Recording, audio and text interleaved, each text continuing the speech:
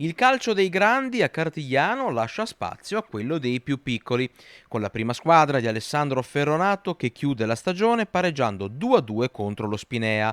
Gol a parte, la festa è tutta nel terzo tempo con tifosi, avversari e giocatori biancazzurri uniti in un grande abbraccio che vale l'arrivederci all'anno prossimo, sempre in Serie D. Spazio ai più piccoli, dicevamo, perché il 22 maggio prende il via il torneo Fair Play che dopo 2 anni di stop torna a chiamare a raccolta primi calci e piccoli amici. Una quarantina di squadre provenienti da tutto il Veneto si affronteranno all'insegna del divertimento e del puro piacere di giocare a calcio in quella che è da sempre la manifestazione più importante del calendario giovanile per il mondo biancazzurro e non solo.